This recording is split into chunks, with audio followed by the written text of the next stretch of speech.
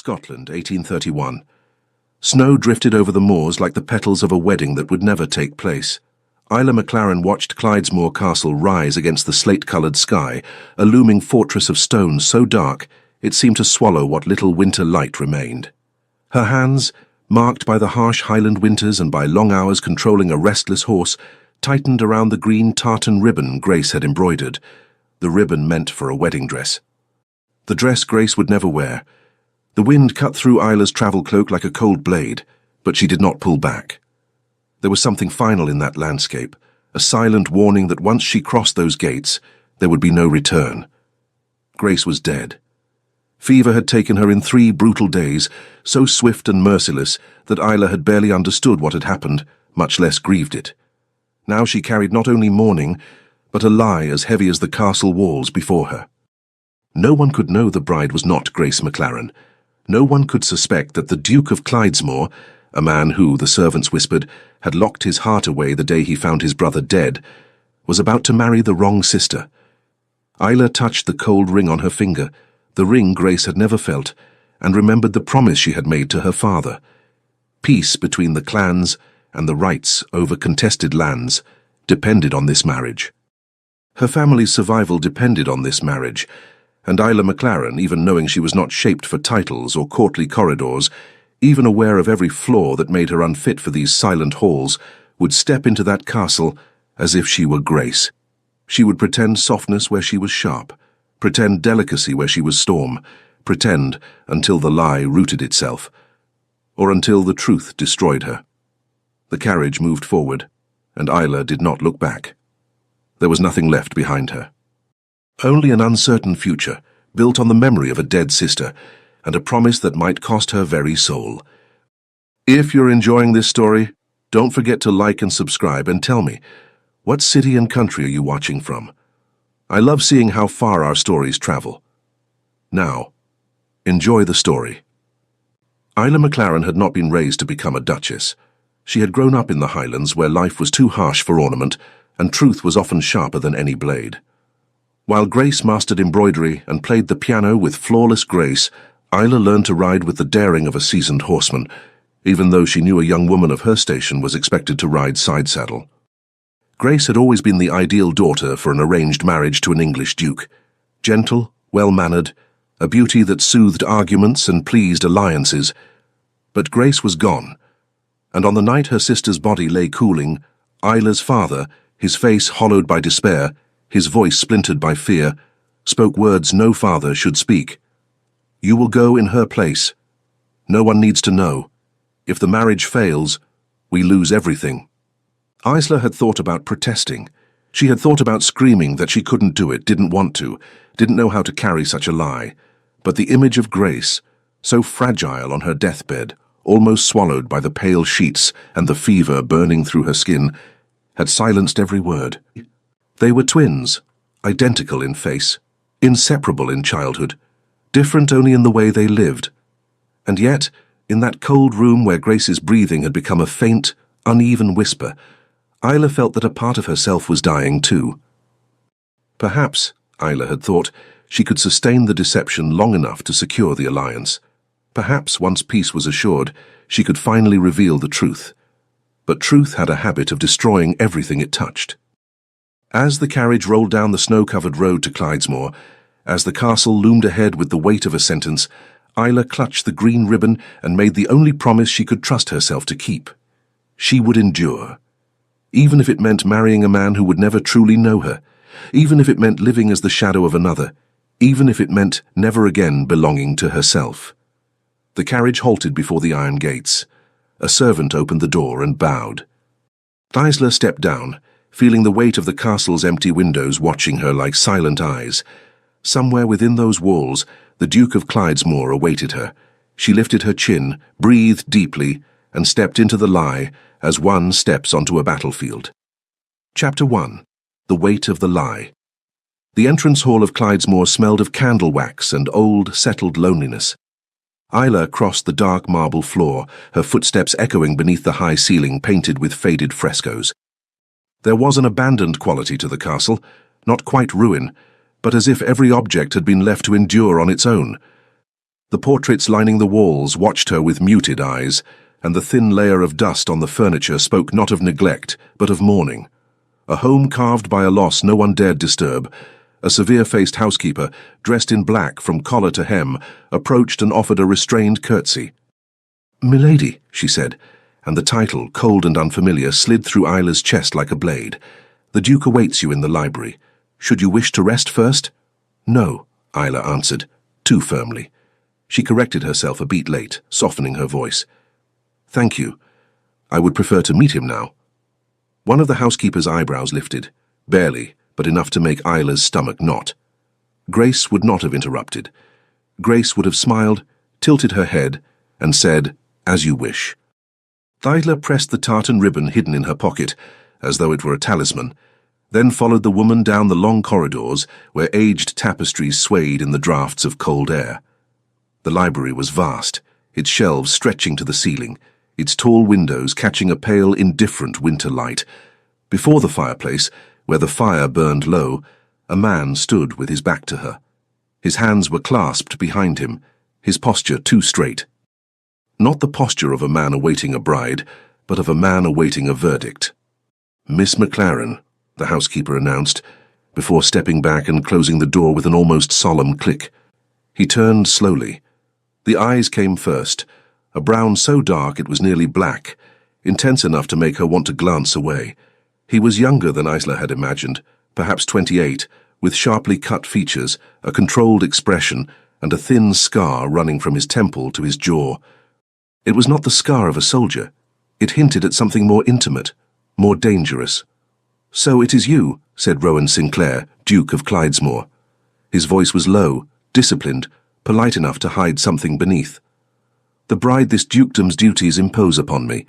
Isla felt the urge to answer with her Highland frankness, but she forced herself to hesitate. Just for a second. Grace would have said something gentle, something conciliatory. "And your Grace is the man." She searched for the right tone, lighter, more demure. "The man with whom my clan hopes to secure peace and protection." It was almost perfect. Almost. But he caught the brief hesitation. A flicker of surprise crossed his eyes, like a spark that died as quickly as it appeared, swallowed again by the rigid mask he seemed trained to wear. "The wedding will take place tomorrow at noon," he said, "as agreed with your father." "Therefore, external pressures that require haste." Something in his tone suggested politics, land, and danger. Isla merely nodded. Any greater reaction might betray her. "You will have your chambers prepared and servants assigned to you. All that is expected of a future duchess will be provided." He paused, deliberately. "Everything, except any expectation of affection or intimacy. I will not demand what I am unable to give." It was a blow. Courteous, yes, but a blow nonetheless. The kind of distance a 19th-century man would state with impeccable politeness. Isla should have lowered her gaze, should have murmured something graceful, should have been Grace. But Highland blood ran hot. "Then there is no cause for concern, Your Grace," she said before she could stop herself. "For I expect nothing from my future husband that he has no intention of offering." A silence settled. Dense. Electric. Rowan stepped closer. Not enough to breach propriety, but enough for Isla to feel the heat of him solid as stone. His eyes narrowed, studying her with unsettling intensity. There was no anger there. Not yet. What Isla saw was interest, curiosity, and the first shadow of suspicion. "You are not what I expected," he murmured. "And your Grace," Isla replied, heart thundering in her chest, "is exactly what I was told you would be." A smile touched his lips, not kind, not mocking. The smile of a man who had just discovered an unexpected adversary, and welcomed the challenge. "Welcome to Clydesmore, Miss McLaren." There was something dark in the way he spoke her name, something that made Isla feel the fabric of her lie tighten around her throat.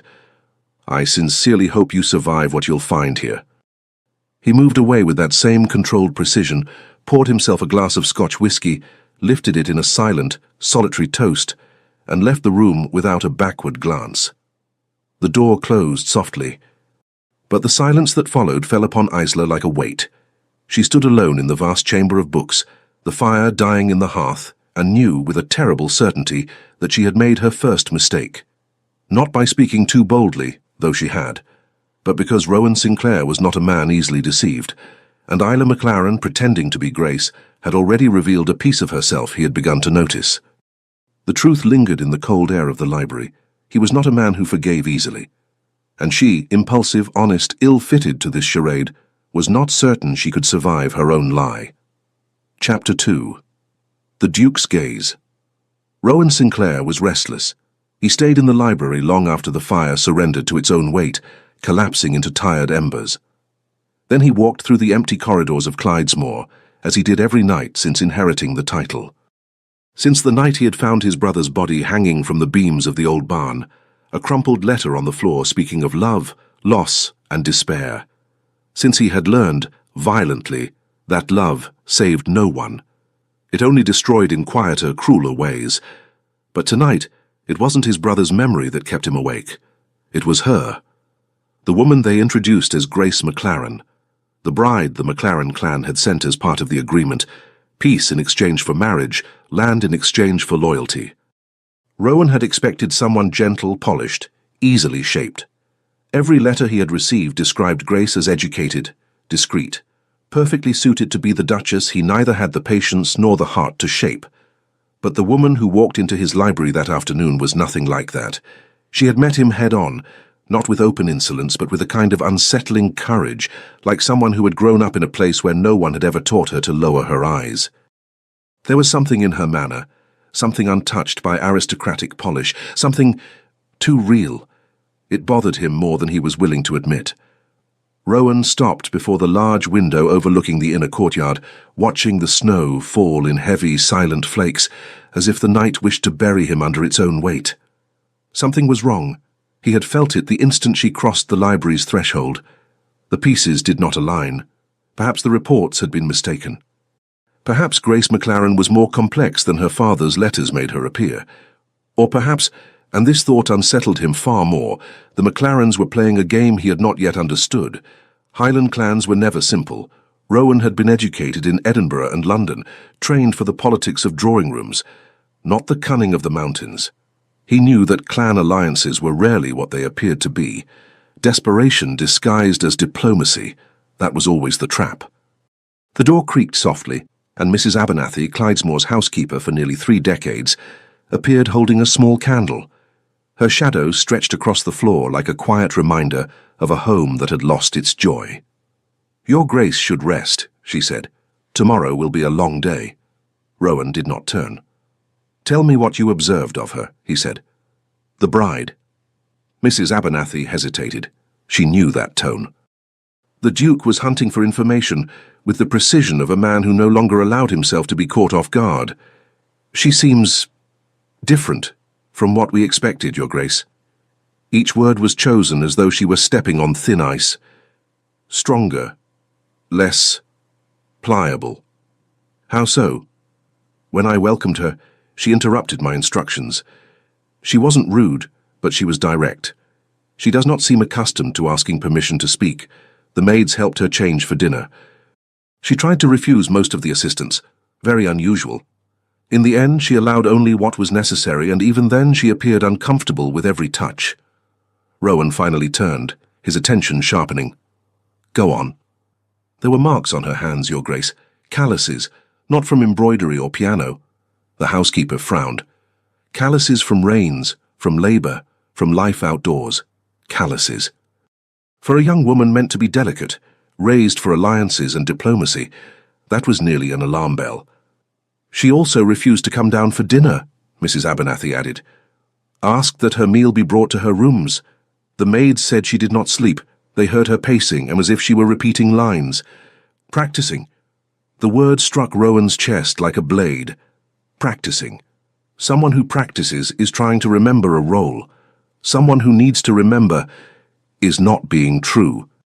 He dismissed the housekeeper with a brief gesture and turned back to the window. Snow now blanketed the courtyard like a shroud. Tomorrow at noon he would marry that woman, not out of desire but duty, and because his honor, after what his brother had done, was the only thing he still managed to keep intact. But he would not be naive. He would not trust blindly. He would not ignore the signs. If Lady Grace McLaren was hiding something, he would uncover it. Rowan replayed what he had seen in the library, the way she squeezed something inside her dress pocket, as if relying on it to breathe. The way her accent thickened when she grew irritated. Long vowels, clipped consonants, pure Highland. The way she did not retreat from his measured words, the fire in her eyes. A fire that looked more like battle than etiquette. He climbed the stairs toward his chambers. The corridor of the east wing, where the bride slept, was quiet, save for a sliver of light slipping from beneath her door. She was still awake, still practicing perhaps, still building the mask she would wear as the Duchess of Clydesmore. Rowan stopped, lifted his hand poised to knock. His fist hovered for a second, then slowly he lowered it. Tomorrow would be soon enough. Once she was his wife, he would have all the time he needed to discover what she hid and why. And if the McLarens were attempting deceit, if there was falsehood behind this rushed alliance, someone would pay for it. He had learned from his brother's death that trust was a luxury he could no longer afford. But as he turned to leave, an irritating spark flickered at the back of his mind. The green eyes, the defiant tone, the unexpected strength. The woman who had arrived to marry him was anything but meek. And Rowan Sinclair, who had sworn never again to let fascination, desire, or curiosity unsettle him after the chaos love had brought to his family, felt something shift, small, unwanted, dangerous. A spark. And he knew from painful experience that it was always the sparks that burned houses to the ground. Chapter 3. Vows of Falsehood. Isla woke to the muffled sound of footsteps in the corridor, and to the crushing weight of consciousness. Today she would wed a man who did not know her. Today she would become a duchess under a name that was not hers. Today the lie would be sealed before God, written into law, locked away forever, or at least until the truth rose like an inevitable storm to tear everything apart. Pale morning light streamed through the tall windows, making dust specks dance in the cold air. Isla rose from the bed where she had barely slept. The thin wool brushed her skin as she stood, her bare feet meeting the thick carpet that smothered sound, thought, guilt. The room looked like a mausoleum of velvet and dark wood, curtains of deep wine red, heavy oak furniture, oil portraits of stern-looking women who seemed to judge her in silence. None of it belonged to her. Nothing there did. A soft knock broke the stillness. "Pardon, milady," came a voice from the other side. She answered, and 3 maids stepped inside, carrying the wedding dress with reverent care. The gown seemed to float in their arms. Ivory silk, long sleeves, high collar, elegant but austere. There were no pearls, no sparkle, no joy. It was a dress made for a contract, for mourning, for an alliance that had to exist, even if no one wished to celebrate it. "Your preparations for the ceremony, milady," said the eldest maid, bowing her head. Grace. They did not speak the name, but Isla felt it in the air, a silent knife. Grace should have been there. Grace, who smiled softly. Grace, who played the piano as if defying the world's frailty. Grace, who now lay buried in the Highlands, while Isla walked through her life like a distorted shadow. The maids began their work. The corset was tightened with precise, practiced hands. 2 held the skirt, while the 3rd arranged Isla's hair exactly as Grace had worn it. Every touch felt like an accusation. Every mirror reflected Grace's face. Identical, yes, but Isla could see the difference in the eyes. Grace's gaze was gentle. Isla's was fire, even when she tried to hide the blaze inside her. "You are ready, milady," the maid announced, stepping back. "His Grace awaits." A shiver rippled through Isla. His Grace sounded more like a sentence than a title. Before leaving, she touched the tartan ribbon hidden beneath the silk, the only piece of herself she dared bring, a secret against her skin, a keepsake of her dead sister. The walk to the chapel was short, yet somehow endless. Clydesmore was built of twisting corridors like veins of stone, shadows that felt watchful, closed doors that seemed to guard secrets. Mrs. Abernathy escorted her, rigid and silent, and though her expression revealed nothing, Isla had the unsettling impression that the housekeeper saw more than she let on. The chapel was small and stark, its stained glass colors scattering dim light across the cold floor. No flowers, no music, no guests. The castle was still officially in mourning for the Duke's brother, and at the same time the alliance needed to be secured before rivals tried to break it. That was the explanation. That was how they disguised the desperation. The priest waited, clutching the prayer book with trembling hands, and Rowan Sinclair stood beside him. Dressed in black, impeccable and impenetrable, he looked more prepared for a funeral than a wedding. His dark eyes met hers, and Isla felt a terrible, absurd certainty that he could see straight through the silk layers to the machine of lies beating beneath her skin. She walked to the altar. She felt nothing in her feet, nothing in her body, only the pressure of fate tightening around her shoulders like invisible hands. The ceremony began. Latin words echoed through the empty chapel like forgotten prayers.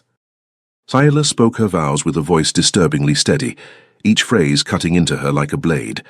Rowan recited his in the same controlled tone of a man completing an obligation, not making a promise of affection. When the moment came for the ring, Rowan took her hand. The touch ran through her like hot metal. Isla steadied her breath, resisting the instinct to pull away. He slid the ring onto her finger, and when their eyes met, something flickered, barely there, in his expression. A hesitation? A recognition? A warning? "I now declare you husband and wife," the priest announced. The words dropped like stone. There was no kiss. Rowan merely inclined his head in a courteous, cold acknowledgement and stepped back. The ceremony was done, the lie officially blessed. They returned to the castle in silence. The dining hall had been set with a simple meal, fitting for haste and mourning. Rowan sat at the head of the table. Isla sat to his left, feeling the distance between them like an abyss. It was Rowan who broke the silence. "You are very quiet," he said, his voice free of any readable emotion. "Not the behavior I expected from you." Isla lifted her eyes. "And what did you expect, Your Grace? Yesterday you seemed ready to confront the world. Today you are as silent as a closed room." He studied her over the rim of his wine-glass. "Contrasts draw attention, milady." Her heart thudded. He was assessing her, measuring her, testing her. "Perhaps," she said, choosing each word with care, "I realize that fighting what is already decided is useless." Rowan tilted his head, watching her with unsettling precision. "Curious to hear someone who does not believe in fate speak of it," he murmured, "and even more curious that I hear it from the lips of Isla." The world stopped. She blinked. "Pardon?" Her voice trembled despite her effort. Rowan set his glass down with calculated grace and rose. He walked around the table slowly, like a man approaching an unavoidable truth. He stopped before her, maintaining proper distance, but his gaze erased all illusion of safety. "Isla," he repeated softly, "not Grace." Air vanished from her lungs. I do not know what your Grace means. Do not lie." His tone wasn't loud, it was worse, perfectly controlled. "There is enough falsehood in this house already." She bit the inside of her cheek. The tartan ribbon felt like it burned under her gown. "Since yesterday, I have noticed details that do not belong to the bride described in my reports," Rowan continued, never looking away.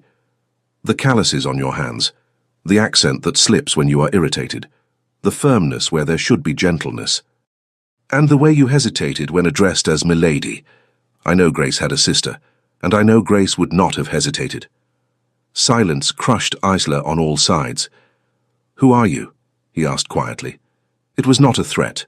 It was a demand. It was clinical, almost scientific, like a man dismantling a machine to understand its pieces. "Tell me the truth. Now." She closed her eyes. Grace dead. The clan depending on her. Her father pleading. The lie expanding until it no longer fit inside her. When she finally spoke, her voice cracked. "I am Isla." Her hands trembled. "Grace's sister," she whispered. "Her twin." Rowan didn't move, but something in him fractured. Isla saw it. Not pure anger, but a wound reopening, deep, intimate, painfully familiar, like the hurt of a man who had been betrayed too many times. "The twin," he repeated, the words sounding like steel splintering. "And where is Grace?" Tears rose like a tide. "Dead." The word barely came out. 5 days before the wedding. The fever took her, and my father, he sent me in her place. The alliance had to be honored. He said it was this, or our clan would fall. Rowan stepped back, as though the truth had struck him physically. His breath faltered. For one brief moment the aristocratic mask slipped, revealed pain, shock, fury, before snapping back into place with ruthless discipline. "I married an imposture," he said, not loudly, but with cutting precision. "A name that no longer exists. I never wanted—" Isla tried to step forward, but he lifted a hand. "Enough." His voice was cold, perfect. "If you had wanted truth, you would have spoken it before I swore before God. Now, there is no excuse I will accept." His hands trembled almost imperceptibly, not from rage, but from memory, from his brother, from another lie, another loss. "Your Grace," Isla whispered. "Leave my presence," he said. He didn't shout. He didn't need to.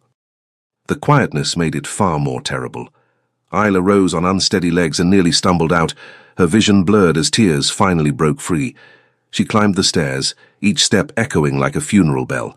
She closed herself inside her chambers, hers by marriage, hers by shame, and collapsed onto the cold stone floor. The wedding dress spread around her like crushed wings, and Isla McLaren, or what remained of her, wept. She wept for Grace, for the clan, for herself, and for the man whose trust she had shattered before she ever had the chance to know him. She knew he would not forgive her, and that night, for the first time since she agreed to the deception, Isla understood. Perhaps he was right. Chapter 4. A Wounded Truth. Rowan Sinclair remained alone in the great hall for an undefined span of time, minutes, perhaps hours. Anger burned through him like live embers, but beneath it pulsed something older, deeper and far more familiar. That recognized ache, that wound that throbbed every time he was reminded that trusting someone was a dangerous luxury. The ache that had begun in the barn years ago before his brother's lifeless body. He walked to the fireplace and braced both hands against the cold stone mantel. The weak heat from the flames did nothing to thaw his chest. Isla. Not Grace. Isla. The twin. The replacement sent to him as though he were too blind to notice the difference, as though his life could be shaped and bartered by others without consequence. And he had married her, spoken the vows, slipped the ring onto her finger. Before God and the law, Isla McLaren, the woman delivered to him through a lie born in the Highlands, was his wife. The shock of the discovery reverberated through him. Rowan set his fist upon the stone, not with violence but with enough force to feel the impact rise through his arm. He didn't shout. He didn't break anything. He merely stood there, breathing deeply as his mind organized the facts, like a general preparing for battle. He could annul the marriage, in theory, claim fraud, but the annulment of a ducal wedding would be a scandal of the worst kind. And worse, it would reignite disputes between Clydesmore and the McLarens, disputes that decades of negotiations had tried to bury. The honor of both houses would collapse, the contested lands would return to war, and the duchy would be seen as weak, led by a man incapable of discernment. Rowan Sinclair would never allow that. A soft sound pulled him from his thoughts. 3 discreet knocks. "Enter," he said without turning. The door opened, and Mrs. Abernathy stepped in with the composure of someone who had served the Sinclair family for nearly 30 years. She paused a few steps behind him, keeping the appropriate distance. "Your Grace," she murmured cautiously. The servants heard raised voices. Rowan drew in a measured breath. "She is not Grace," he said, his voice low but steady. "She is the sister, Isla. Grace is dead, and the McLarens sent her twin in her place." A tense silence stretched between them. At last, Mrs. Abernathy spoke. "I suspected it, but I was not certain." Rowan turned slowly. "And why did you not tell me?" The housekeeper straightened her shoulders, as though defending her own honor. "Because I sensed more fear than deception in her manner, Your Grace, and I did not think it right to accuse a frightened young woman without proof. She seemed lost." Lost. The word echoed through Rowan's mind. He remembered the slight tremor in her hands as she repeated her vows, The way she clutched something hidden in her gown, the hesitation when addressed as Milady, the tears that did not look theatrical, but inevitable. Rowan faced the fire again. "Leave her in her chambers," he said. His voice sounded harsher than he intended. "I do not wish to see her tonight." Mrs. Abernathy bowed respectfully and withdrew. As soon as the door closed, the hall felt too small. He needed air. Rowan crossed the empty corridors of the castle and stepped out the back where fresh snow blanketed the gardens. The cold struck his face like a clean blade, a relief, if only for a moment. Evening had fallen, painting everything in deep blue. He walked without direction, led not by purpose but by the need to move away from himself. His steps carried him to the family cemetery, where bare trees stood like silent sentinels. The graves, glazed with frost, reflected the crescent moon. He stopped before the newest stone, Malcolm Sinclair, the brother who should have been Duke, the brother who laughed easily, the brother who chose love when he should have chosen life, and lost both. Rowan knelt, the icy ground biting through his trousers like memory. "You believed in love," he whispered, his breath forming white clouds in the freezing air. "And look where it led you." But as he said it, Rowan knew part of the accusation was a lie. Malcolm had not died because he loved too much. He died because expectation crushed him, because disapproval suffocated him, because duty consumed him, because no one reached him in time to save him. The same pressure now weighed on Isla, and cruelly, on Rowan himself. He closed his eyes for a moment. When he opened them, he noticed the snow falling heavier. The moon, now higher, cast a pale glow over the castle in the distance. One window was still lit in the east wing.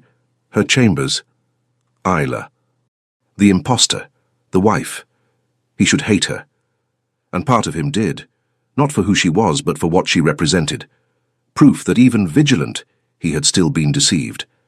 But another part, small, persistent, infuriating, could not ignore something deeper.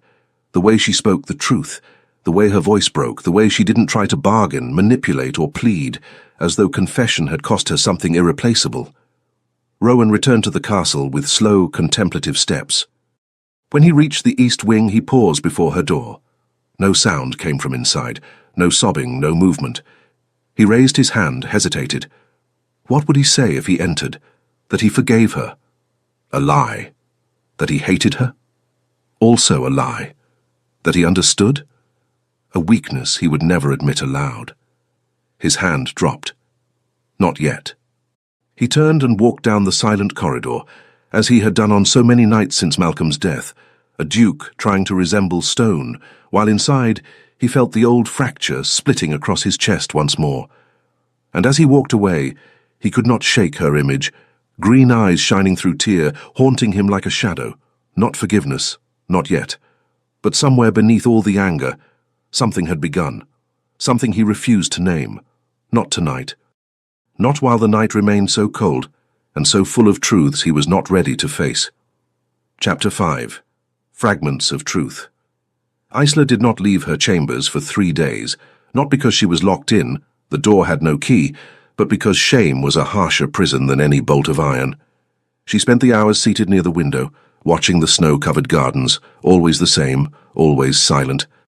The castle breathed around her like some ancient creature, indifferent to human pain, and Isla folded in on herself beneath the weight of her grief.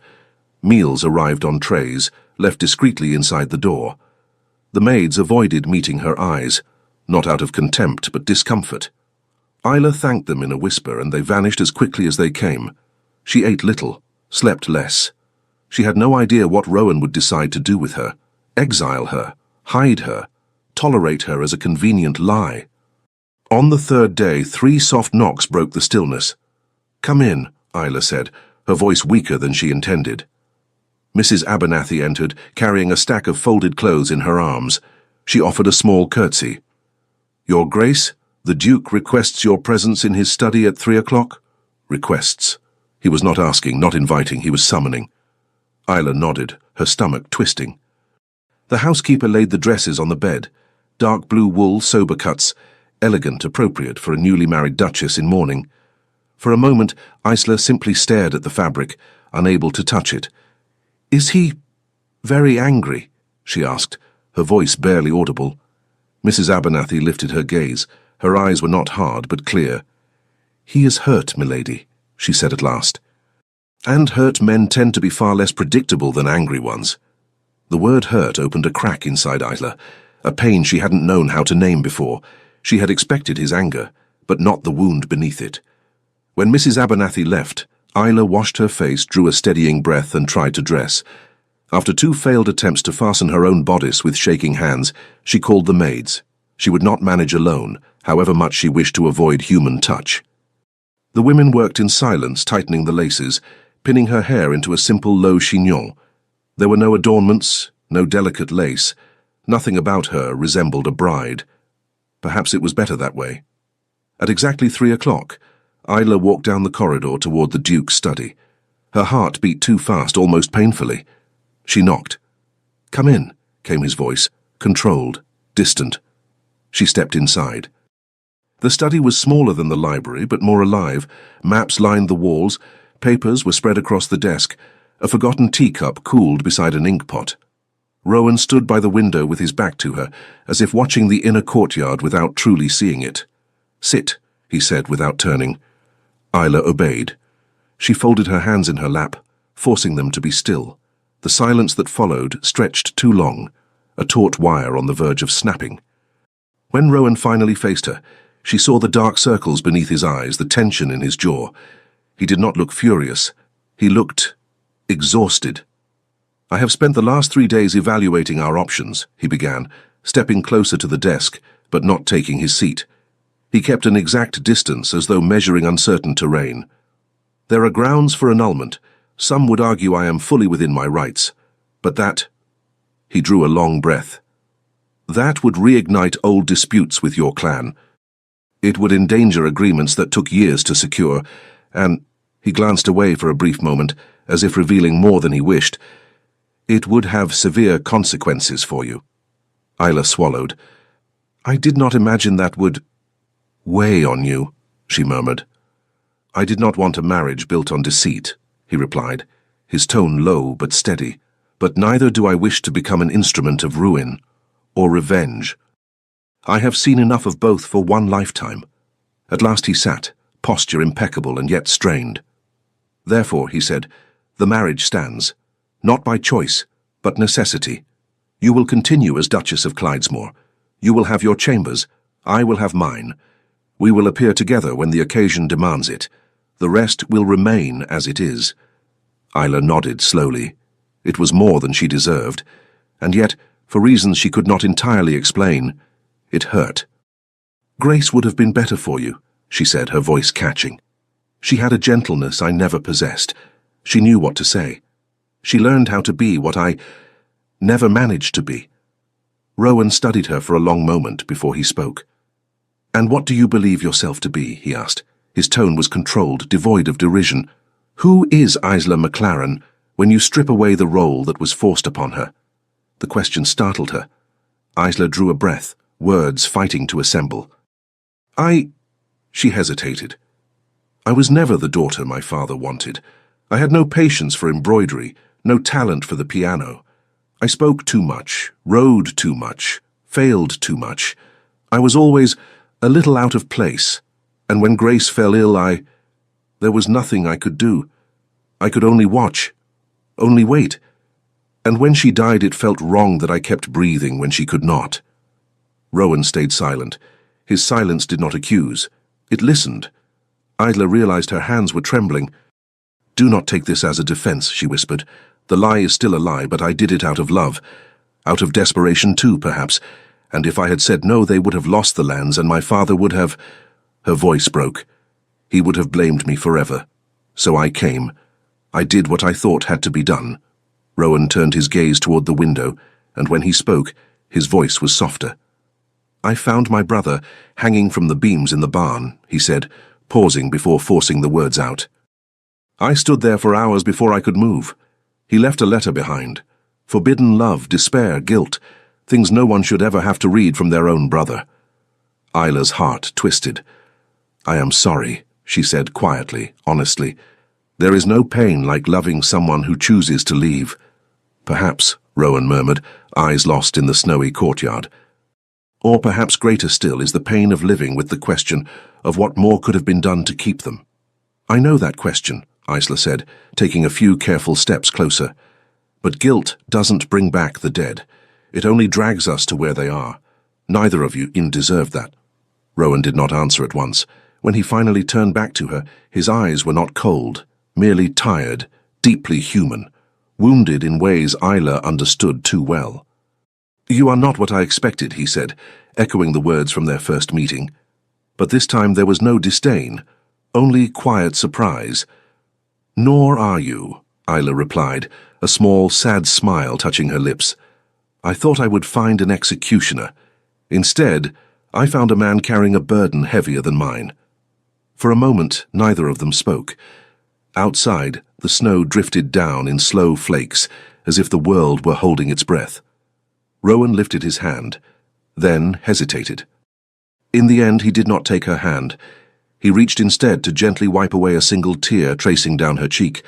The gesture was brief, almost formal, and yet Isla felt something shift inside her, silent and deep. "Do not mistake this for forgiveness," Rowan said quietly, his voice soft but steady. "The wound is still open." "I am not asking for forgiveness," Isla replied, "only time. A chance to show you who I am." Without the mask, he studied her a moment longer, then inclined his head once. "Perhaps," he murmured, "we shall see what time does." Isla drew a long breath. "While this bond lasts, Your Grace," she said, "I promise I will not add any new lies to it." One corner of Rowan's mouth lifted, not quite a smile, but something close, a hint of light in a very long night. "Then let us begin again," he said, extending his hand with restrained formality. "Isla McLaren, Duchess of Clydesmore." She placed her hand in his. "Isla," she answered. "Just Isla." And so, in that quiet study, surrounded by snow and secrets, two strangers bound by duty and loss took the first step, small, fragile, perhaps dangerous, toward something neither of them dared to name. Not peace, not love, but the first hairline crack in the wall between them. Chapter 6. Between Walls and Bridges. In the nights that followed their conversation in the study, Rowan Sinclair slept little. He would lie down, blow out the candles, close his eyes, and yet the stillness of his chamber offered no rest. Instead, memory rose in waves. Isla's voice as she spoke of Grace, steady and fractured all at once. The way her gaze had held his when she confessed the truth, the quiet lucidity with which she understood the pain of loss, without diminishing it or turning it into theatre. He had said he needed time, and it was true. But time, he discovered, had no interest in keeping things untouched.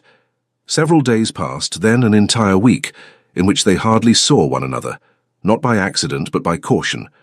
Rowan kept to his routine with military discipline, inspecting the estate, meeting with the steward, answering letters from lawyers and representatives. He knew Isla kept to her own hours.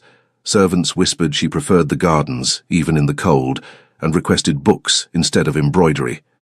He pretended not to hear these remarks, but he remembered everyone. Sometimes he caught sight of her from afar, crossing a corridor with Mrs. Abernathy, standing at a window, face turned toward the snow, kneeling in the inner courtyard, touching a bare branch as if testing winter's resolve.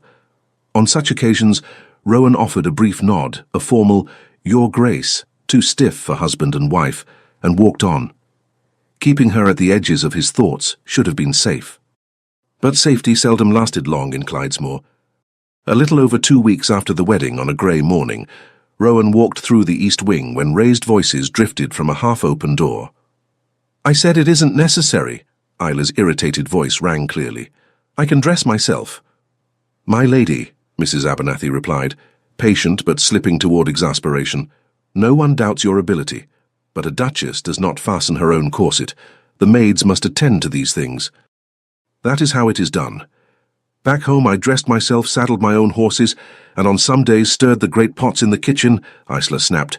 "I refused to become helpless simply because someone handed me a title." Rowan paused, considering whether to enter. Then he knocked. Silence fell immediately. "Come in," came her tense reply. He stepped inside. Isla stood with her back to him, wearing only her linen chemise and underskirt. Her hair fell loose in long waves nearly to her waist, catching the pale morning light. A maid tightened the corset ribbons, while another held the dark green gown ready. Mrs. Abernathy looked like a weary general dealing with an unruly recruit. The three women curtsied at his arrival. Isla wrapped a shawl over her shoulders with as much dignity as she could manage, cheeks warming with colour. Rowan politely averted his gaze, fixing it on her face rather than anywhere else. Still, the brief glimpse had seared itself into his memory far more than he wished to admit. "Your Grace," Mrs. Abernathy said quickly, "we were only—" "I understand," Rowan cut in, courteous. "I won't intrude. I simply need a few minutes with my wife when she is ready." "Yes, Your Grace." He stepped into the corridor and waited, hearing the rustle of skirts and muffled voices. After a few minutes the door opened, and Isla emerged, composed once more. Green gown fastened hair in a simple low bun, carrying the air of someone who did not belong here, but was trying. "Your Grace," she greeted with a small bow. Rowan gestured for her to follow. They walked side by side to a smaller sitting room, its tall windows overlooking the inner courtyard. He closed the door behind them. "I heard the disagreement," he said, direct but not unkind. "About the maids." Isla folded her arms, a defensive stance she probably didn't realize she used. "If disagreement means two people holding different arguments, then yes," she replied. "I don't see why so many people are needed to dress one woman." "It is not about necessity," Rowan said. "It is about custom, appearance. Servants observe everything, and when what they observe differs too greatly from what they expect, rumours begin." Her lips pressed together. "There is already one lie too many here," she murmured. "I don't see why I should worry about appearing proper when I'm not even the woman meant to be in this place." A brief silence. Rowan watched her closely. "Exactly because there is already one great lie," he said at last. "We cannot afford additional suspicions. Your upbringing, your temperament, your differences from what was expected of Grace, all of this must be handled with care." Her green eyes lifted, restless, wounded. "So protecting me is a matter of convenience." He considered the answer longer than he intended. "In the beginning, yes," he said honestly, "convenience, alliance, peace. But—" a pause. "It would be a lie to say that is all it is now." A soft surprise brightened her expression. "And what else is it, then?" Rowan turned briefly toward the window, snow whitening the courtyard below. "Let us say I dislike the idea of watching you stumble through a world you do not know, judged by rules no one bothered to explain to you." When he looked at her again, she was studying him as though trying to detect the truth between his words. "What do you suggest?" she asked quietly. He inhaled. "That we talk," he said, a word that felt unfamiliar in his mouth, not only about what lies behind us, but what awaits ahead. About duties, expectations, what it means to be seen as a duke and duchess. I can teach you what I know. The rest, we will adjust along the way." She frowned slightly. "I've read many stories about dukes and duchesses. None of them had a chapter titled Lessons to Survive Marriage." Against his will, Rowan felt the corner of his mouth threaten a smile. "Clydesmore rarely follows a script," he replied. "I see no reason to begin now." She exhaled, tension loosening a fraction. "And when would these lessons begin?" "Tonight," he said.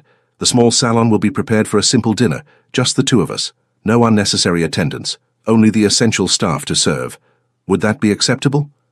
For an instant, she seemed ready to refuse, then slowly she nodded. "I accept.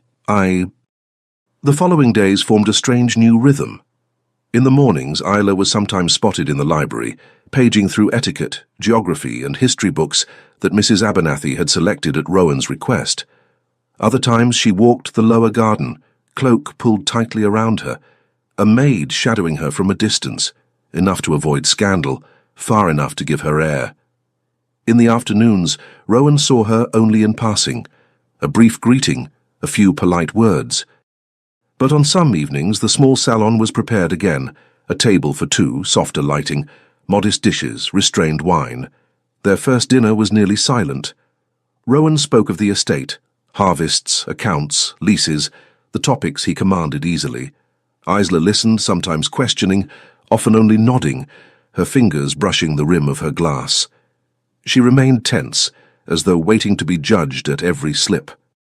The second evening, she spoke of the highlands, a valley between mountains, horses sinking into shallow snow, a river that only half froze in winter, as if refusing to surrender entirely to the cold. On the third, he mentioned a book he had read in his youth about an explorer lost in the North Sea.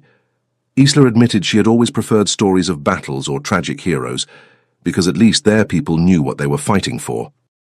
"And we do not?" Rowan asked, unaware the question had slipped out. She held his gaze. "Perhaps we do," she said softly. "We just never had a choice in the battle." One of those nights, perhaps the third or fourth, the atmosphere shifted. Rowan noticed her shoulders had eased, as if some of the weight she carried had finally relented. She even laughed at something he said, a brief startled laugh, as if she could not recall the last time she had laughed without apologizing afterward. "I never imagined the Duke of Clydesmore capable of irony," she teased. "And I never imagined you capable of admitting a duke has any human traits at all," he replied. She flushed, but didn't retreat. "I misjudged you," she admitted. "I expected a man too cold to feel. I found someone who feels more than he would like." Rowan set down his cutlery. "And I expected a girl so docile she barely had opinions. Instead, I found someone who argues with the housekeeper about corsets." A spark of amusement lit her eyes. "Is that meant to be a compliment?"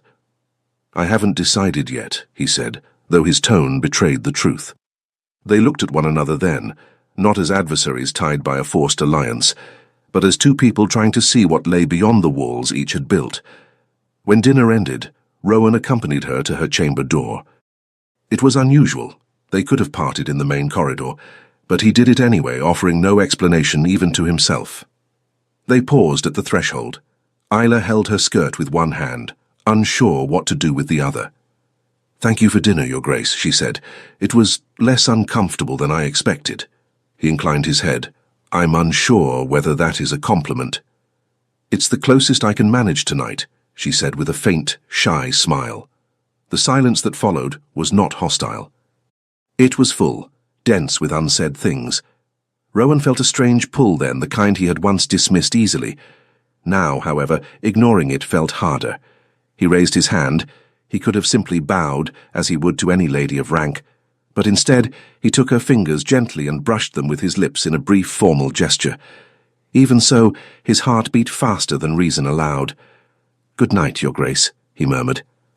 "Good night, Rowan," she answered. His name, spoken softly, settled on him with a curious weight, not as a title but as a man. He stepped away before the fragile line between caution and danger broke. Walking back to his own chambers, he paused by a window overlooking the courtyard. Snow kept falling, layering the world in white. From afar it seemed to erase everything. Up close, though, Rowan knew snow never erased. It only covered. Everything remained beneath, waiting for the thaw. He thought of Ela. Of the woman who should not have been there yet was. Of the lie that had bound them, and the quiet truths revealing themselves between dinners, between guarded words and glances that lingered a breath too long. It was not love, of course not. But neither was it anger, duty, or convenience anymore. It was the beginning of something he did not dare name, something that, if he wasn't careful, might turn walls into bridges, and bridges into roads from which no man returned unscathed. And Rowan Sinclair, remembering his brother and everything love had destroyed, felt an old fear awaken. Fear not of Isla, but of himself, and of what might happen if he allowed this fragile closeness to continue. Even so, that night, he did not cancel their dinners, nor did he order distance. For the first time since the wedding was sealed, he chose not to retreat. And that small choice might have been the first real stone laid in the bridge rising, slowly, dangerously, between him and the woman who bore a name that was not hers, but a heart that, regretfully, had begun to matter. Chapter 7. The Risk of the Heart. Isla awoke with the strange sensation that the air in Clydesmore had changed, or perhaps it was only her. Rowan's simple gesture the night before, the way he had lifted her hand to his lips, had given her something she had not expected to feel so soon: warmth. Not hope. Hope was far too dangerous, but something close to it. A softening. A quiet relief that settled in her chest like an ember sheltered from the wind. She shouldn't feel that. And yet she did. While she dressed, refusing the exaggerated fussing of two maids insisting on tightening her corset beyond reason, Isla felt her heart tugging in a way that mingled fear and longing. Not only longing of the body, but of closeness, of something she had only ever shared with Grace. She was still inside that uneasy softness when Mrs. Abernathy knocked. "My lady, a letter has arrived." Isla recognized the handwriting before she even broke the seal. Her mother. But the contents brought no comfort. "Your marriage has been confirmed. We expect you to fulfill your duty as wife and future mother of heirs. Do not shame Grace by failing where she would have succeeded." Each word fell like stone. Heirs. Isla could scarcely breathe as she folded the letter. Heirs of a marriage that was, in truth, a quiet treaty. Cold, fragile, half-formed. Heirs with a man she barely knew, though each day she found herself wanting to. Duty. Always duty. She spent the morning in the library seeking refuge in poetry. The weak March sun filtered through the windows, melting the snow little by little, as if winter were finally tired. It was there Rowan found her. He entered without a sound, yet she sensed him before he spoke. The echo of the kiss on her hand, that almost intimacy. "I thought I'd find you here," he said, approaching with his usual controlled stride. "The library has become your harbour, so I hear." Isla tried to smile, but the letter sat like lead beneath her ribs. He noticed. Rowan always noticed. "Bad news?" he asked, voice low, careful. She hesitated, then handed him the folded letter. He read it in silence. When he finished, his eyes had darkened. "Your clan presses for something neither of us agreed to," he said. "They expect this marriage to be consummated." Isla felt heat rush violently to her cheeks. "They expect me to fulfill my role, for you to... Shame strangled the rest of the sentence. Rowan ran a hand through his hair, a rare gesture, revealing true discomfort. "Isla, you should not bear that expectation. Not now. Not before." He paused, as though the words themselves resisted. "Not before there is honesty between us." She lifted her eyes. "And is there any?" It took him a moment to answer. When he did, his voice was gentler than she had ever heard it. "There is the beginning." Silence filled the room, not empty but full. "When I began to know you these past weeks," he continued, "when I saw you struggle to fit into a world never meant for you, I realized something I had not foreseen." He drew a slow breath. "That perhaps out of all the women who might have entered this castle, the only one capable of challenging it, of challenging me, is you." Her heart stuttered. Rowan looked away, as if searching for courage. "I tried to keep distance," he admitted, "out of duty, out of fear. I fear repeating Malcolm's mistakes. I fear losing control of my own life. But being near you has begun to erode those defenses, slowly. And I do not know what to do with that." Isla stood, approaching him one measured step at a time. "Rowan..." He raised a hand and touched her cheek with the barest brush of his fingers. Hesitant, almost reverent. "I should not," he murmured. "Then stop," she whispered. "If you want to stop, stop." But he didn't. His hand remained there, warm, steady, grounding her. For the first time, Isla felt without doubt that he did not see her as an intruder nor a mistake, but as a woman. "If we take any step beyond this," Rowan said softly, almost a sigh, "there will be no easy return, and perhaps we shouldn't. Not yet." He let his hand fall. The loss of his touch hit her with the cold of winter returning. "I understand," she said gently. "And I'm not asking for haste, only for truth, even if it is small or slow." He smiled, a real smile, the first she had ever seen. "Slow truth is all I can offer." They stood side by side, watching the snow melt. There was no kiss, no vow. But there was something nearly as powerful. The first time Rowan did not step back. The first time Isla realized his heart, despite its walls, beat faster when she was near, a small bridge between them. Hours later, long after night had settled, Rowan knocked at the library door while she read. "Isla," he said, face unreadable. "Tomorrow. I'd like us to dine again, in the small salon. No formalities, no expectations. Just to continue where we left off." She nodded. "I would like that very much." When he walked away, Isla pressed a hand to her chest, as if trying to steady her own heart. It was happening slowly, but it was happening. And perhaps, slowly, was exactly what they both needed. Chapter 8. Settling the Score. Rowan Sinclair had never been a man of impulses. Since Malcolm's death, he had learned to weigh every gesture, every word, as though the stability of the world depended on his ability to keep order. For years it had been enough. Control was his armor, distance his shield. But in the weeks that followed that morning in the library, when he had admitted to Isla, however carefully, that his defenses were no longer intact, something in him began to give way. Not all at once, not with a crash, but like melting snow, first in droplets, nearly invisible, then in thin, insistent streams, carving paths where once there had only been ice. The dinners in the small salon continued.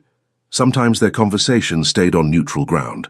The health of elder servants, the state of the roads around Clydesmore, letters from London discussing laws unlikely to touch the Highlands in any immediate way.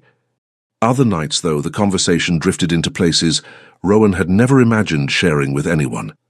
One evening, Isla spoke of Grace, not as a perfect martyr, nor as a cruel comparison, but as a real sister, one who laughed too loudly, who cried over small things, who sometimes envied her and sometimes defended her with a ferocity that frightened people.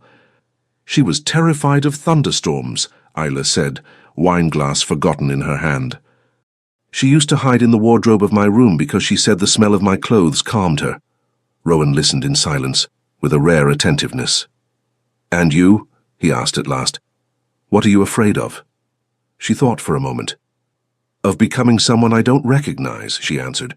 "Of looking in the mirror one day and not knowing if the face I see is mine, or just the mask everyone expected me to wear."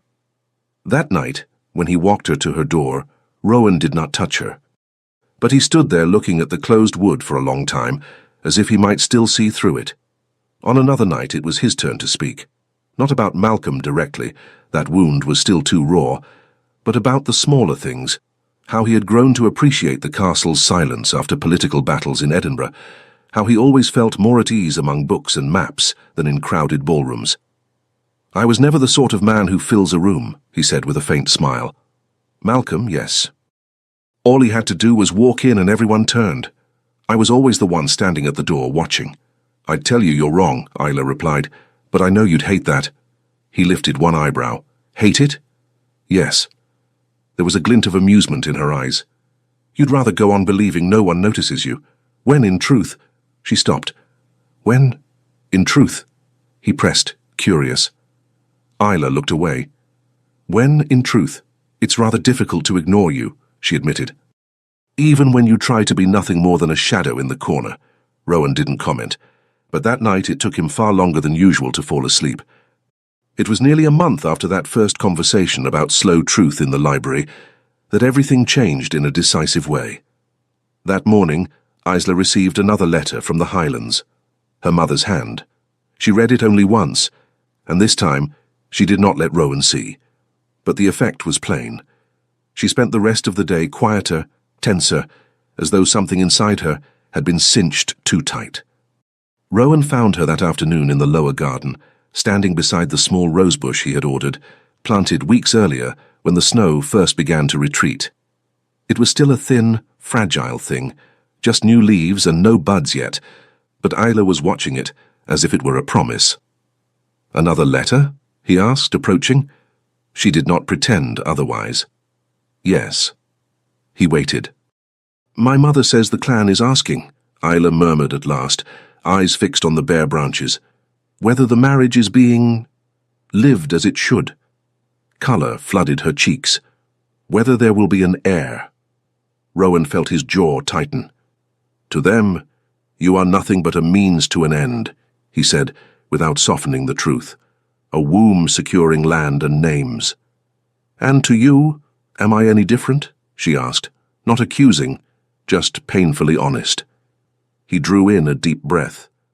"I won't deny that when the agreement was struck I thought in terms of convenience," he said, "protecting borders, cooling old conflicts, an heir that would bind Sinclair and MacLaren blood." He paused. "But that was before I knew you." A cold breeze tugged at a loose strand of Isla's hair. "And now?" she whispered. Rowan stepped closer, narrowing the space between them. It unsettled him to see how her hands were trembling. "Now," he said slowly, as though weighing every syllable, "the thought of an heir comes later, as a possible consequence of something I am still learning to accept." His dark gaze met hers, steady, serious. "First, I need to learn not to be afraid of wanting someone to stay." Isla's green eyes shone. "And do you?" The question was barely sound. Rowan did not answer with words. Driven by an impulse he would have called reckless at any other time, he raised his hand and touched her face, not lightly, as he had before, but with the firm assurance of someone who was finally choosing the gesture. His thumb swept along her cheekbone, feeling the warmth of her skin against the chill of the morning. She closed her eyes for a heartbeat, as though that touch hurt and healed at once. "Isla," he said quietly, "there are things I cannot promise. I cannot promise I will never fail, never fear, never pull back. But I know that—" he swallowed. "I know I do not wish to go on through this life with any other woman at my side, nor with the ghost of the one who was supposed to be here. I want you." She opened her eyes, and there was no doubt in them, only shock and something raw and bright. "I don't know if I deserve that," she murmured. "But I want it. More than I have the courage to admit." He leaned closer, slowly enough to give her time to retreat if she wished. She didn't. She didn't move at all. She simply stood there, breathing the same air. When his lips finally touched hers, the kiss was soft, almost a question. Isla answered by leaning in just a little, turning it into an answer. It remained gentle, controlled, free of reckless urgency, yet it held everything they had avoided saying for weeks. Fear, desire, gratitude. A wordless promise. "I will at least try." When they drew apart, nothing visible had changed. The gardens were still there, the rosebush still bare, the letter from her mother still existed in her dress pocket. But inside, a line had been crossed. That night, Rowan sat at the desk in his chamber, a single candle burning low over maps and documents he couldn't read. Instead of figures and names, he saw only Isla's eyes. He could still taste that quiet, unsettling kiss. Could he simply go on as things were? Could he go on in a marriage that in the eyes of the world was lawful, but in his own conscience was built atop an unresolved lie? The answer came with a clarity he had in truth been avoiding. No, he could not. If he was going to ask himself to trust again, if he was going to ask Isla to risk her heart after all her fear and guilt, then he could not keep her bound to a lie that had never been hers, one crafted by her father, her clan, born of desperate decisions. He would have to settle the score, not only with the MacLarens, but with himself. He pulled out paper, pen, and ink. It took time to find the words. He did not want open threats. That would be small, unworthy of the woman who now shared his house and slowly his life. But he would not write some timid request either. He was a duke. He had been wronged, and above all, he was now Isla's husband because he chose to be, not because someone cornered him. He wrote, "Lord MacLaren, matters of the utmost importance concerning the marriage solemnized between myself and your daughter require your presence at Clydesmore, accompanied by Lady MacLaren, at your earliest possible convenience. This is not an invitation, but a summons that irregularities may be addressed with the discretion and dignity both our houses deserve. The honour of your name and mine demands no less. Rowan Sinclair, Duke of Clydesmore." He sealed the letter with his signet ring, the crest pressed into red wax like a final stroke. He waited for dawn, then called for a messenger. "You will place this in Lord MacLaren's hands." "No one else's," he said, "and you do not return without an answer." When the door closed behind the servant, Rowan remained alone in the study, the candle burning down to a stub. Oddly, he felt lighter. The fear was still there, fear of disturbing what was settled in the eyes of society, fear of Lord MacLaren's reaction, fear of the consequences if everything came to light. But for the first time in many years, fear was not the only weight on the scales. There was something else, new, unwelcome, dangerous, a desire to build something clean in his own name, with the woman who now occupied not only the cold corridors of Clydesmore, but the empty spaces he had once believed would remain that way forever. Later that day he found Isla in the library. She stood before the window, a book open in her hands, her eyes fixed on the world outside. When he entered, she turned, and he saw the reflection of the kiss in the way she looked at him. There was no evasion now, only awareness. "I've sent a letter," Rowan said without preamble. "To whom?" The question came, but her body already seemed to know the answer. "To your father." Colour drained from her face. "Rowan." He approached her slowly as he had in the garden. "I will not expose you," he said. "I will not give the newspapers a scandal, nor turn your family into a spectacle. But I will not let our beginning, twisted as it was, remain uncorrected." He paused. "They need to know that I do not consider you a replacement, that I do not keep you here merely because I was deceived. They need to hear, from me, that I choose you, with full knowledge. With your true name." Isla's eyes filled with tears, not only from fear but something deeper. "And if he refuses," she whispered, "if he says he does not approve, if he tries to take me back?" Rowan took her hands in his, as he had in the garden, but with a steadier resolve. "Listen to me, Isla McLaren," he said, one of the few times he had spoken her name with that kind of gravity. "There is no force in all of Scotland that will remove you from here against your will. If your father comes ready for a fight, I will fight. If he comes to bargain, I will bargain. But in any case," he tightened his grip, "you are not a coin to be traded. Not anymore." She drew a long, shuddering breath, as though trying to absorb each word. "He will come," Rowan murmured, "and when he does, we will set this story right. All of it." His voice lowered as he added, "So that if one day we choose to embrace everything this marriage can mean, there will be no ghosts hovering between us." Isla's cheeks flushed, but she did not draw back. "So," she said, her voice trembling only slightly, "you want all of this to have a chance to be complete?" "If," Rowan replied with a stark honesty, "you want that too." She held his gaze for a long moment, long enough for his heart to beat in that old, uncomfortable way, waiting. Then Isla nodded. "I do," she said simply, "even though I'm afraid." She drew in another breath. "But if you believe it is worth the risk, then I will believe it too." Rowan felt something old shift inside his chest. "Then we face it together," he said. That same afternoon, a rider arrived with Lord McLaren's reply. The letter was short, formal, but it said enough. "Your Grace, your summons has been received. My wife and I will make our way to Clydesmore as soon as the weather allows. McLaren." Rowan folded the paper and placed it in the desk drawer, and only then noticed that his hands were trembling. Not purely from fear, but from anticipation. Isla was in the inner courtyard when he left the study. The early spring wind tugged at her skirts and at the strands of hair that had escaped her pins. He walked to her, and without a word, held out the letter. She read it, then lifted her eyes. "He is coming." "He is coming," Rowan confirmed. For a moment her expression wavered. Fear, guilt, the faint echo of a girl who once trembled at a father's reproach. But beneath it all, something new burned.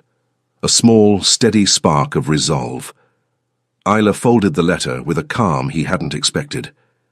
"Then let him come," she said. "I don't want to spend the rest of my life looking over my shoulder, waiting for the truth to catch us. I want to look forward. With you." For the first time in years, Rowan felt he was not the only one carrying the weight of hard decisions. He stepped closer. "When he arrives," he said quietly, "it's likely things will be said that hurt you. Harsh words, old fears, old guilt. But remember this, Isla. None of it changes what has already begun between us. Nothing." She nodded again.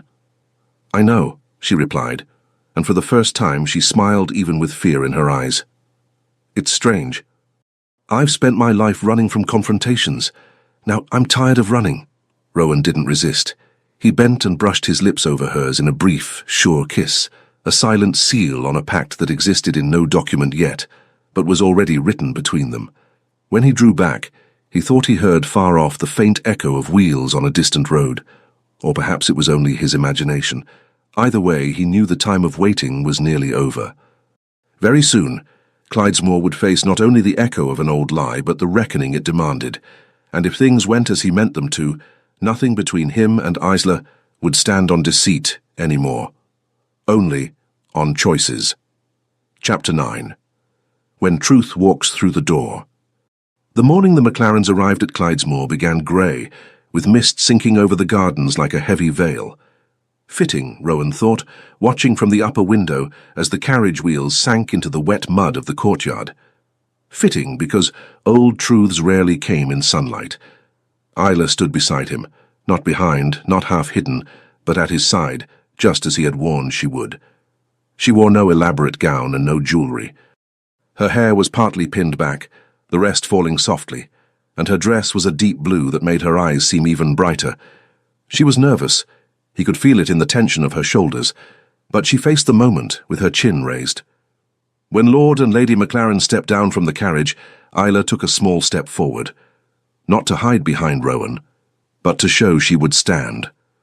Rowan felt a surprising spark of pride catch inside his chest. "Ready?" he asked quietly. Isla drew a deep breath. Yes. And together they descended the stairs. Lady McLaren reached them first. Her eyes met Isla's and filled with tears at once. "My girl," she whispered, surprising Isla by pulling her into a tight embrace. "My brave girl." Rowan saw Isla return the embrace, but there was stiffness in the way her arms moved. There was pain there, the pain of everything that had been left unsaid. Lord McLaren approached with heavy steps. He was a man who did not surrender ground without a fight. Rowan could tell that from the firm set of his shoulders, from the way his gaze took in every detail with suspicion. He was a chieftain used to being obeyed, to being feared, and he no doubt believed he had come to Clydesmore to face an angry duke and negotiate damage. He did not expect what Rowan truly intended. "Your Grace," he said rigidly, offering a bow that was shorter than protocol required.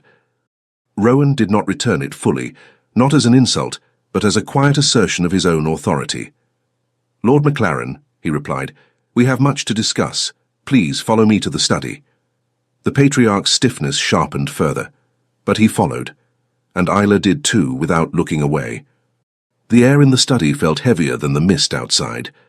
Rowan remained standing behind his desk, both hands resting firmly on the dark wood. Isla sat in a chair to one side, but her posture was straight, not shrunken. Lady McLaren took the chair beside her. Lord McLaren stayed on his feet, as though sitting would mean yielding. Rowan began without ornament. "Let us be direct," he said, his gaze fixed on the McLaren patriarch. "I married a woman whose identity had been falsified.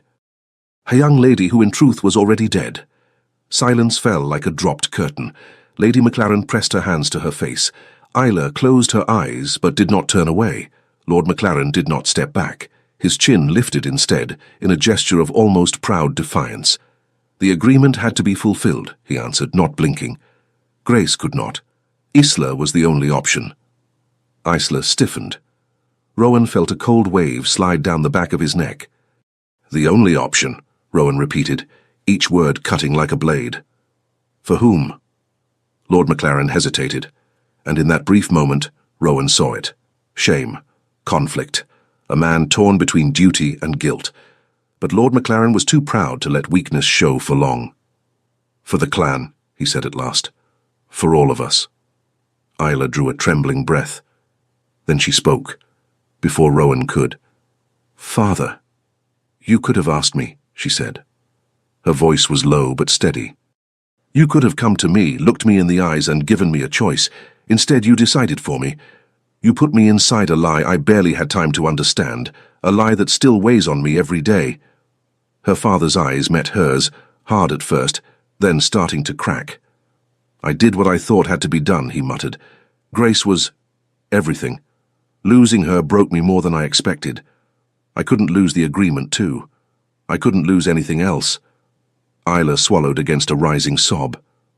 Lady McLaren's hand closed around her husband's arm, as if she too could feel the fracture. Rowan drew a careful breath and kept his voice firm. What was done cannot be undone. The wedding happened. The lie happened. But now, he leaned forward a fraction, now I intend to set this right, cleanly, clearly, and lawfully. Lord Maclaren straightened. What is it your grace wants, then? Rowan let the answer fall like a stone into still water. I want the marriage to Grace Maclaren annulled, as the bride was deceased, and I want to marry Isla Maclaren, under her true name, with true vows, before God and the law. Isla caught a soft, startled breath. Lady Maclaren's hand flew to her chest. Lord Maclaren went pale, though he tried to hold his composure. And you want to marry my daughter? He asked, as if he could not quite believe it. Rowan did not look at him. He looked at Isla. I do, he said, because I choose her. Not because she was pushed on me, not because I had no choice, but because I wished to share my life with her. It was more than a statement. It was a vow. Isla went very still, as if moving might break the moment. Lord Maclaren looked from his daughter to the Duke, and for the first time, something in his face softened. Not much, but enough. If that is what the two of you want, his voice faltered briefly, then you have my consent. Lady Maclaren began to cry openly. Isla rose and embraced her mother first. Then she hesitated with her father, but he pulled her into a brief, stiff hug, one that somehow still carried something Isla had never thought she'd see in him, quiet remorse. The annulment, discreet, was completed 2 days later with documents drawn up by lawyers Rowan trusted. There was no audience, no spectacle. The law simply recorded what was already truth. Grace was dead. The initial ceremony had no standing. And so on a clear spring morning, Isla walked down the aisle of the chapel not as a replacement, not as her sister's shadow, not as a fraud, but as herself. Her hair fell in soft waves, adorned with tiny wildflowers. Her gown was light blue, airy as a breath. Her smile was timid at first, and then it grew when her gaze met Rowan's waiting at the altar. He was not a man who smiled often, but that day he did. He smiled fully. The Reverend began the formal vows, but Rowan raised a hand. With your permission, Reverend, before the formal words, I'd like to say something. The priest nodded. Isla held her breath. Rowan took her hands, and when he spoke, his voice was low, grave, and gentle. Isla. Her name felt lighter on his tongue this time. When you walked into my life, you brought chaos I never expected, but you also brought something I had forgotten existed, hope. I was afraid of you at first. I was angry at what you represented. I was angry at myself for beginning to want anything. He drew in a long breath. But of everything I have lost, of everything I have learned through pain, there is one thing I know for certain now. Love is not weakness. Love is a choice. And I choose you. Tears rolled freely down Isla's cheeks. She tightened her grip on his hands, fighting to steady her voice. Rowan, she began, her words trembling but not breaking. I never imagined I'd be here. I never imagined being chosen. I spent so long believing I was less than Grace, less than what was expected, less than enough. But you saw me. You saw the woman beneath the mask, and still, you stayed. So today, I promise something simple. I promise to try every day to be someone worthy of that choice. I promise to stand beside you, even when fear tells me to run. I promise to be honest. And I promise to love you, not in spite of your scars, but with them. The priest resumed the ceremony. When he finally said, I now pronounce you husband and wife, Rowan did not hesitate. He pulled her gently by the waist and kissed her with reverence and certainty. It was a kiss that sealed not only a marriage, but their redemption. Lady Maclaren sobbed outright. Lord Maclaren cleared his throat more than once. Mrs. Abernathy smiled, as though she had been waiting for this longer than anyone knew. Rowan cupped Isla's face when they parted. Now, he murmured, it's true. Completely. Isla smiled through her tears. It always was, she whispered. We just needed to admit it. The simple meal that followed was warm, intimate, full of genuine laughter. Later, Isla and Rowan slipped away to the gardens, as they had done quietly so many evenings before. Spring was beginning to show in the young rosebush's first tight buds. "It's blooming," Isla said, kneeling beside it. "So are we," Rowan replied, kneeling beside her. Isla laid her hand over his. It was no longer possession, no longer fear, no longer distance. It was choice. "Rowan?" she asked, almost shyly. "Yes?" "Thank you for choosing me, for waiting for me, for doing everything right this time." He turned his hand and laced his fingers with hers. "I didn't do it alone," he answered. "You chose to stay, even when you could have walked away. That makes us equals." Isla smiled, a smile that lit her whole face. When Rowan kissed her, he did it without haste, without fear, with love, the kind of love that grows slowly, that survives storms, that returns like spring after a long winter. The kind of love that finally they both deserved. Epilogue, 2 years later. Isla woke to the first rays of sun slipping through the curtains and to the familiar sound of Rowan moving quietly around the room, doing his best not to wake her. She smiled with her eyes still closed, savoring that moment of peace before the day began. "I know you're awake," his amused voice murmured. She opened her eyes and found him already dressed, standing by the window. But he wasn't looking at her. He was looking at the small mahogany cradle beside the bed, where their 3-month-old daughter slept soundly. "You watch her as if she might vanish," Isla said softly, rising and walking toward him. "Sometimes I still don't believe she's real," Rowan admitted, slipping an arm around Isla's waist.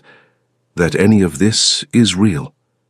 Little Grace, named in honor of the sister Isla had lost, shifted in her sleep, a tiny fist opening and closing. She had her mother's green eyes and her father's dark hair, and already showed a temperament that made Mrs. Abernathy predict, with a knowing smile, that she would be just as wild as her mother. "She is real," Isla whispered, resting her head against Rowan's shoulder. "Just as we are." They stood there for a few precious moments, simply watching their daughter breathe, before the duties of the day began to call them from the doorway. Rowan had a meeting with the land stewards, and Isla had promised to visit the village with Mrs. Abernathy, something she now did regularly as a true duchess, earning the affection and respect of the people with her honesty and quiet generosity. Later, as Isla crossed the gardens toward the waiting carriage, she paused by the rosebush. It was magnificent now, covered in white and red blooms intertwined in a stunning pattern. The gardeners swore they had never seen a rosebush flower so abundantly. "It's because they're loved," Rowan had told her when she mentioned it. "Plants know when they're cared for." Isla brushed one of the petals gently, thinking of how everything had changed, how something born of lies and desperation had transformed into love, truth, and family. Grace would have been proud, she thought, proud of how Isla had turned her sacrifice into something beautiful. "Lady Isla?" called Mrs. Abernathy. "We're ready." Isla turned, but not before plucking 2 petals, one white, one red, perfect in their duality, like her and Rowan, opposites that had learned to belong. When she returned at dusk, Rowan was waiting for her in the gardens, baby Grace cradled in his arms. He smiled when he saw her, that rare, unguarded smile that still set her heart racing. "Welcome home," he said, and Isla knew, with absolute certainty, that this was where she belonged, not in the highlands of her childhood. Not in Grace's shadow, but here, in Clydesmore, beside the man who loved her not despite her imperfect past, but with it. Home. Finally, irrevocably, home.